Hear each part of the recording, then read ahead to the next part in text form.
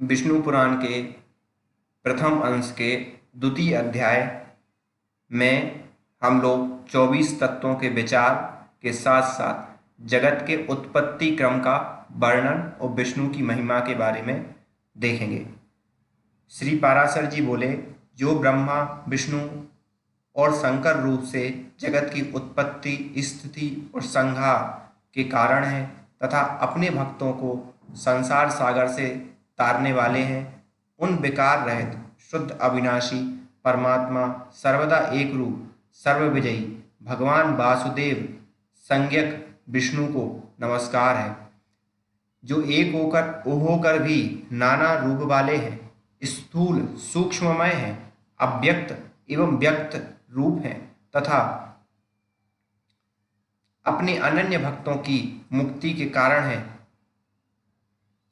उन श्री विष्णु भगवान को नमस्कार है, जो विश्वरूप प्रभु विश्व की उत्पत्ति, स्थिति और संहार के मूल कारण हैं। उन परमात्मा विष्णु भगवान को नमस्कार है, जो विश्व के अधिष्ठान हैं, अति सूक्ष्म से भी सूक्ष्म हैं, सर्व प्राणियों में स्थित पुरुषोत्तम और अविनाशी हैं, जो परमार्थतः वास्तव में अति निर्मल ज्ञान स्वरूप हैं, किंतु अज्ञानवश नाना पदार्थ रूप से प्रतीत होते हैं तथा जो काल रूप से जगत की उत्पत्ति और स्थिति में समर्थ एवं उसका संहार करने वाले हैं। उन जगदीश्वर अजन्मा, अक्षय और अव्यय भगवान विष्णु को प्रणाम करके तुम्हें वह सारा प्रसंग क्रमशः सुनाता हूँ, जो दक्ष आदि मुनि श्रेष्ठों के पूछने पर पितामह भगवान ब्रह्मा जी ने उनसे कहा था। वह प्रसंग दक्ष आदि मुनियों ने नर्मदा तट पर राजा पुरुकुत्स को सुनाया था तथा पुरुकुत्स ने सारस्वत से और सारस्वत ने मुझसे कहा था। जो पर प्रकृति से भी परम श्रेष्ठ अंतरात्मा में स्थित परमात्मा रूप, वर्ण, नाम और विशेषण आदि से रहित हैं, जिनमें जन्म, वृद्धि, परिमाण, क्षय और नाश इन विकारों का अभाव है, जिसको सर्वदा केवल है इतना ही कह सकते हैं तथा जिसके लिए यह प्रसिद्ध है कि वह सर्वत्र है और उसमें समस्त विश्व बसा हुआ है। इसलिए ही विद्वान जिसको अव्यय तथा एक रूप होने और हेय गुणों के अभाव के कारण निर्मल परब्रह्म, वही इन सब व्यक्त और अव्यक्त जगत के रूप से तथा इसके साक्षी पुरुष और महाकारण काल के रूप से स्थित है। हे द्विज, परब्रह्म प्रथम रूप पुरुष हैं, अव्यक्त प्रकृति और व्यक्त महदादि उसके अन्य रूप हैं तथा सबको क्षोभित करने वाला होने से काल उसका परम रूप है। इस प्रकार जो प्रधान पुरुष, व्यक्त और काल इन चारों से परे है तथा जिसके पंडित जन ही देख पाते हैं, वही भगवान विष्णु का विशुद्ध परम पद है। प्रधान पुरुष, व्यक्त और काल ये भगवान विष्णु रूप पृथक पृथक संसार की उत्पत्ति, पालन और संहार के प्रकाश तथा उत्पादन में कारण है।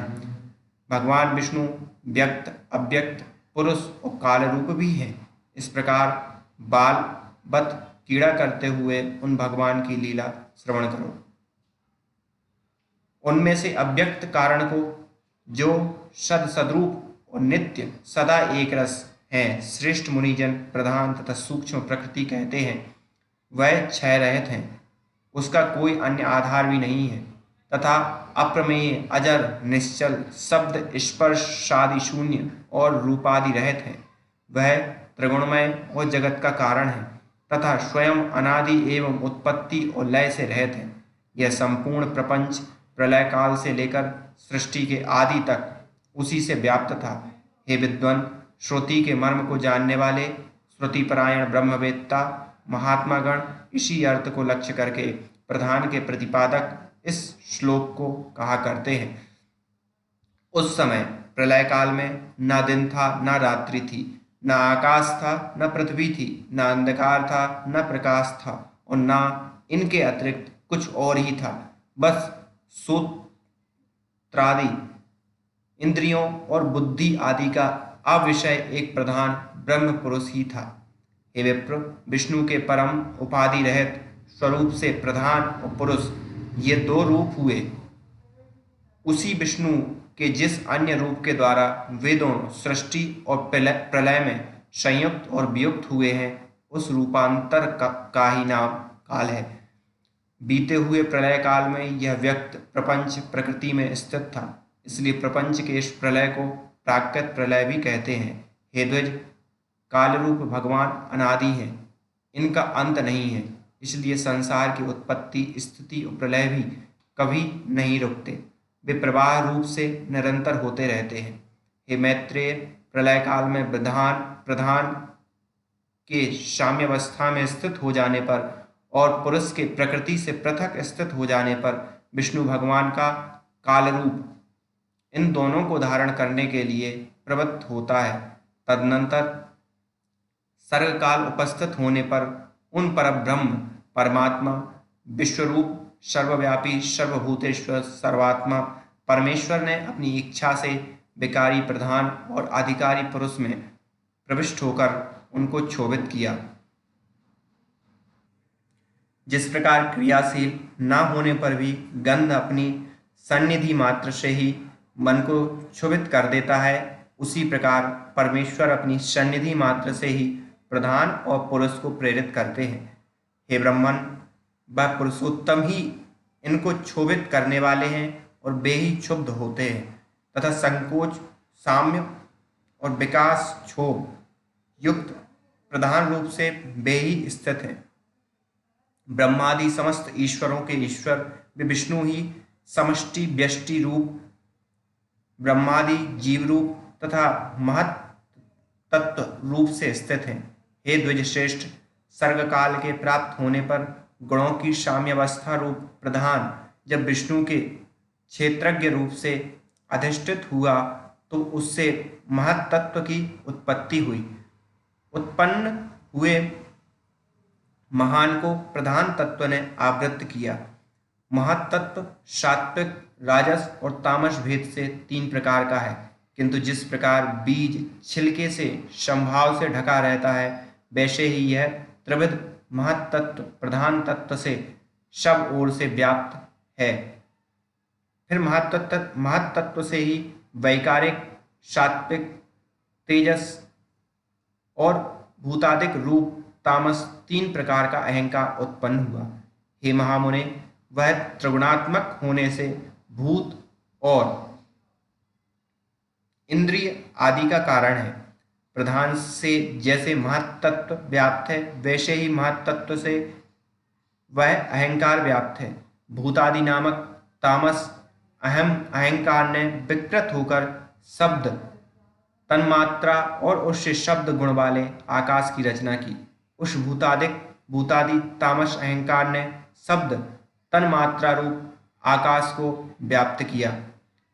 फिर शब्द तन्मात्रा रूप आकाश ने विकृत होकर स्पर्श तन्मात्रा को रचा। उस स्पर्श तन्मात्रा से बलवान वायु हुआ, उसका गुण स्पर्श माना गया। शब्द तन्मात्रा रूप आकाश ने स्पर्श तन्मात्रा वाले वायु को आवृत्त किया। फिर स्पर्श तन्मात्रा रूप वायु ने विकृत होकर रूप तन्मात्रा की सृष्टि की। रूप तन्मात्रा युक्त वायु से तेज उत्पन्न हुआ, उसका गुण रूप कहा जाता है। स्पर्श तन्मात्रा रूप वायु ने रूप तन्मात्रा वाले तेज को आवृत्त किया। फिर रूप तन्मात्रा मय तेज ने भी विकृत होकर रस तन्मात्रा की रचना की। उस रस तन्मात्रा से रस गुण वाला जल हुआ। रस तन्मात्रा वाले जल को रूप तन्मात्रा में तेज ने आवृत्त किया। रस तन्मात्रा रूप जल ने विकार को प्राप्त होकर गंध तन्मात्रा की सृष्टि की। उससे पृथ्वी उत्पन्न हुई, जिसका गुण गंध माना गया। उन आकाशादिक भूतों में तन्मात्रा है, अर्थात केवल उनके गुण शब्दादि ही हैं, इसलिए वे तन्मात्रा गुण रूप ही कहे गए। तन्मात्राओं में विशेष भाव नहीं है, इसलिए उनकी अविशेष संज्ञा है। वे अविशेष तन्मात्राएं शांत, घोर अथवा मूढ़ नहीं है, अर्थात उनका सुख, दुख या मोह से अनुभव नहीं हो सकता। इस प्रकार तामस अहंकार से यह भूत तन्मात्रा रूप सर्ग हुआ। इंद्रियां तेजस अर्थात राजस अहंकार और उनके अधिष्ठता 10 देवता वैकारिक अर्थात सात्विक अहंकार से उत्पन्न हुए कहे जाते हैं। इस प्रकार इंद्रियों के अधिष्ठाता 10 देवता और 11वां मन वैकारिक है।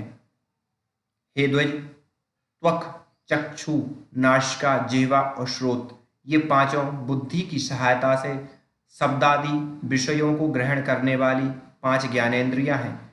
हे मैत्रेय, वायु, गुदा, उपस्थ, लिंग, हस्त, पाद और बाग, ये 5 कर्मेंद्रियां हैं। इनके कर्म मलमूत्र का त्याग, शिल्प, गति और वचन बतलाए जाते हैं। आकाश, वायु, तेज, जल और पृथ्वी, ये पांचों भूत उत्तरोत्तर क्रमशः शब्द, स्पर्श आदि 5 गुणों से युक्त हैं। ये पांचों भूत शांत, घोर और मूढ़ हैं, अर्थात सुख, दुख और मोह युक्त हैं। अतः ये विशेष कहलाते हैं। इन भूतों में पृथक पृथक नाना शक्तियां हैं, अतः वे परस्पर पूर्णता मिले बिना संसार की रचना नहीं कर सके। इसलिए एक दूसरे के आश्रय रहने वाले और एक ही संघात की उत्पत्ति के लक्ष्य वाले महत्तत्व से लेकर विशेष पर्यंत प्रकृति के इन सभी विकारों ने पुरुष से अधिष्ठित होने के कारण परस्पर मिलकर सर्वथा एक होकर प्रधान तत्व के अनुग्रह से अंड की उत्पत्ति की। हे महाबुद्धे, जल के बुलबुले के समान क्रमशः भूतों से बड़ा हुआ वह गोलाकार और जल पर स्थित महान अंड ब्रह्म हिरण्यगर्भ रूप विष्णु का अति उत्तम प्राकृत आधार हुआ। उसमें वे अव्यक्त रूप जगतपति विष्णु व्यक्त हिरण्यगर्भ रूप से स्वयं ही विराजमान हुए। उन महात्मा हिरण्यगर्भ का सुमेरु उल्ब गर्भ को ढकने वाली झिल्ली, अन्य पर्वत जरायु गर्भाशय तथा समुद्र गर्भाशयस्थ रस था।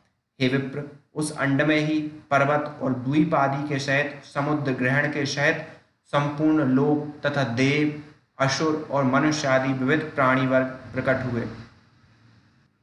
वह अंड पूर्व की अपेक्षा 10-10 गुण अधिक जल, अग्नि, वायु, आकाश और भूतादि अर्थात तामस अहंकार से आवृत है तथा भूतादि महत तत्व से घिरा हुआ है, और इन सब के सहित वह महत तत्व भी अव्यक्त प्रधान से आवृत है। इस प्रकार जैसे नारियल के फल का भीतरी बीज बाहर से कितने ही छिलकों से ढका रहता है, वैसे ही वह अंड इन 7 प्राकृत आवरणों से घिरा हुआ है।